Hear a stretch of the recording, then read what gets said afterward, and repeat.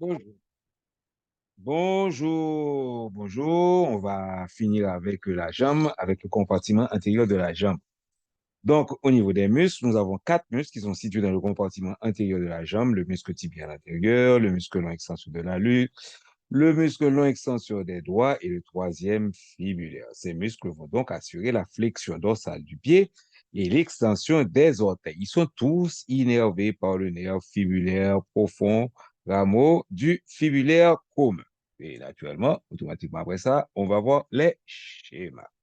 Donc, on a notre chair fibulaire, donc on a le nerf sciatique ici qui va se diviser en ces deux branches, tibiale, ok, le nerf tibial postérieur et le nerf fibulaire commun qui va se diviser en ces deux parties, ok, pour nous donner le fibulaire profond et le fibulaire superficiel. Bon, au niveau des muscles, comme on voit ici pour le schéma, au niveau des muscles, bon, ici on voit bien le nerf fibulaire profond, ok, le nerf fibulaire superficiel, qu'on monte là, ok, la traversée du fascia profond, les branches perforantes de l'artère tibiale, de l'artère fibulaire, et le compartiment postérieur. On se rappelle que le compartiment fibulaire n'a pas d'artère propre. Donc, ce sont les branches perforantes de l'artère fibulaire qui vont l'innerver. Et là, on a le schéma pour les muscles. Donc, on a donc le tibial antérieur qui naît au niveau du tibia, qui va naître aussi sur la membrane interosseuse et une partie du fascia, comme on le verra. Donc, il va se transformer en un long tendon qui va passer du côté de la malléole médiale, ok, et venir s'insérer au niveau du cunéiforme médial et du premier métatarsien. Ok, plus en dehors, on va retrouver le muscle long extenseur des orteils, ok, qui va donner les extensions à tous les orteils et en fin de compte, le petit grêle, ok, du troisième fibulaire. Ensuite, allant tout seul, il se dégage les deux, vous avez le muscle long extenseur de l'anus qui arrive jusqu'à la dernière phalange, face dorsale. Mais, ok, à bon belle tir qui serait importante qu'on verra là, quand on verra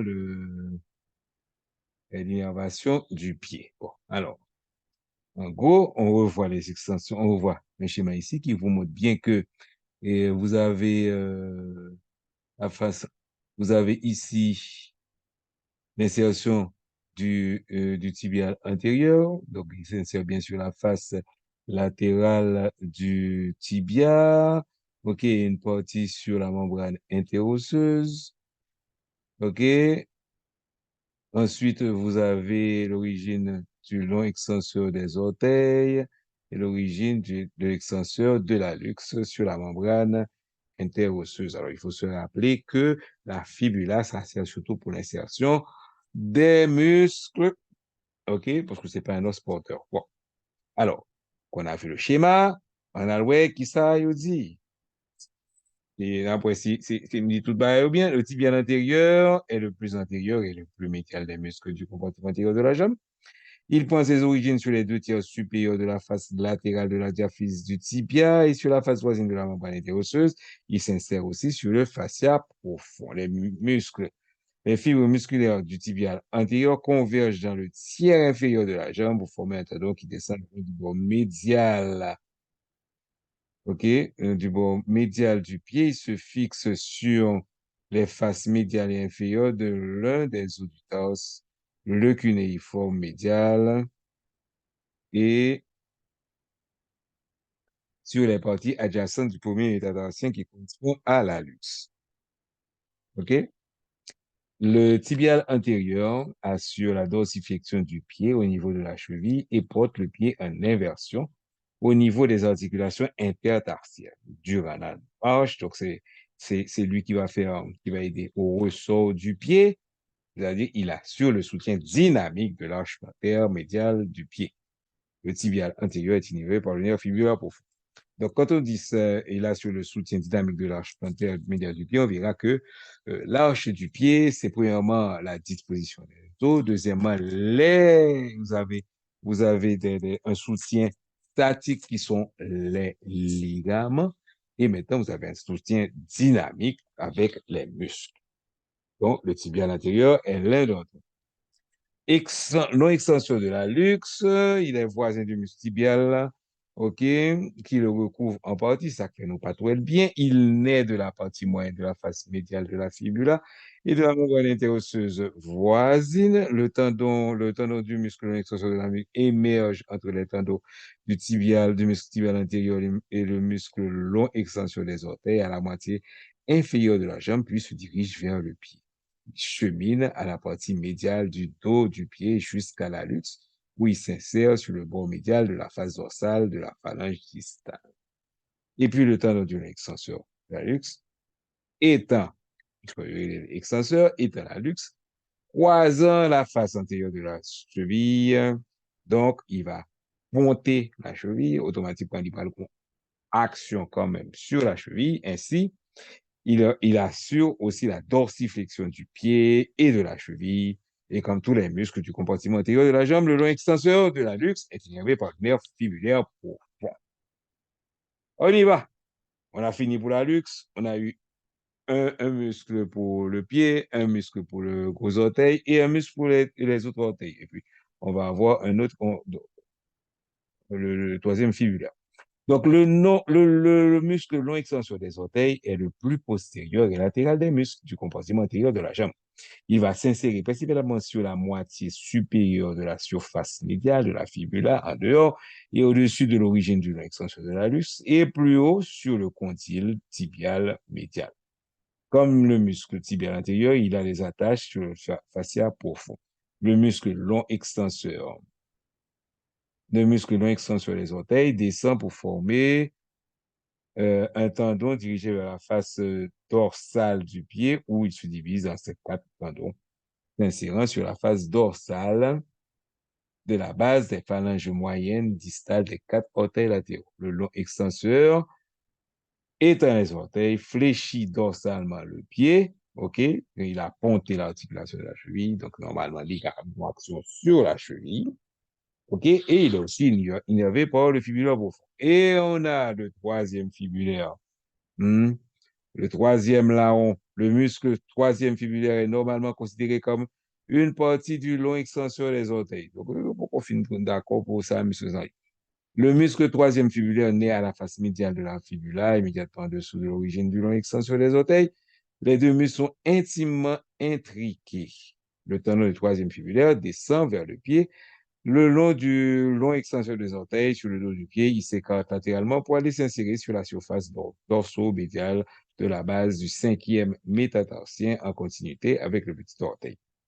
Le troisième fibulaire, il participe encore à la dorsiflexion et peut-être aussi à l'élévation. Il dit peut-être parce que on ne peut pas connaître l'action des muscles à 100%, OK, vu qu'on ne les voit pas agir, OK, et surtout s'ils sont profonds, OK, donc, il peut être, vu sa position, il a servi à l'élévation du pied. OK, et il est aussi innervé par le nerf fibulaire profond. OK, donc c'est ce qu'on avait vu avec le schéma. OK, donc, on vient bien, tibial antérieur, long extenseur, le muscle extenseur de la luxe est bien couvert, c'est ça qu'il faut émerger entre les deux tendons. Et puis le troisième fibulaire, qui est un truc insignifiant, qu'on dit qu'à tel point qu'il fait partie de l'extenseur des doigts. Donc, on a fini avec la musculature.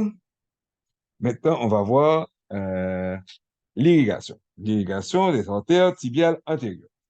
L'artère du compartiment antérieur de la jambe et l'artère tibiale antérieure. Donc, il y a l'artère tibiale antérieure pour le compartiment antérieur de la jambe, artère tibiale postérieure pour le compartiment et postérieure de la jambe, accompagnée de l'artère fibulaire.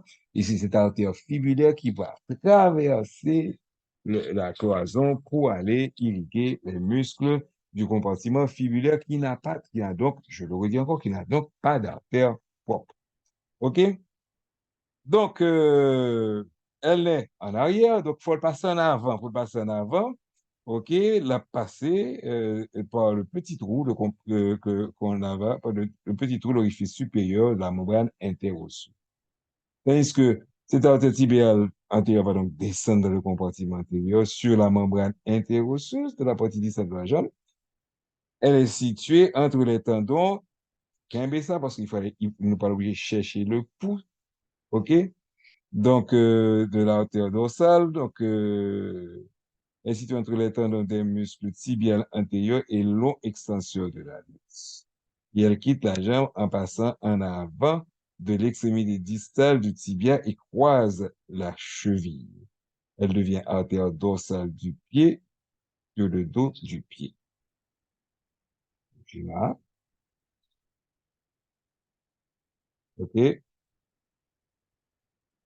voici l'artère tibiale antérieure qui descend le long jusqu'à ce que l'arrivée ici, elle va être entre le tendon du long extenseur des orteils et le tendon de l'extenseur commun des orteils.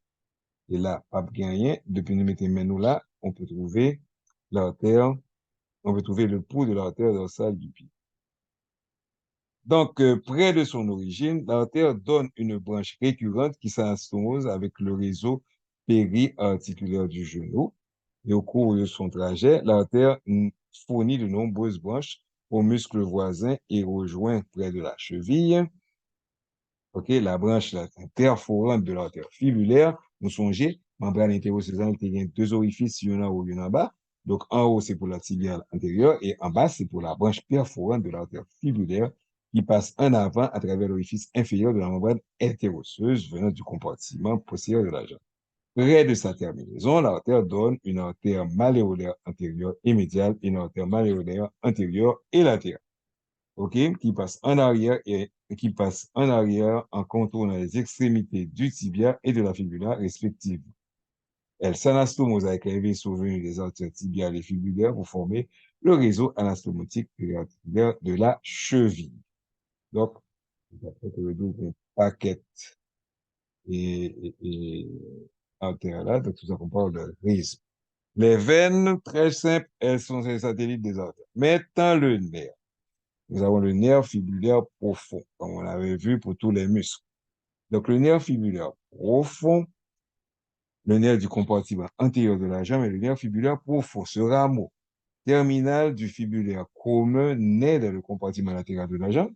Le nerf fibulaire profond passe en avant médialement, ouais, passe en avant et médialement en traversant le septum intermusculaire qui sépare les compartiments latéral et antérieur de la jambe, et plutôt en haut, ici.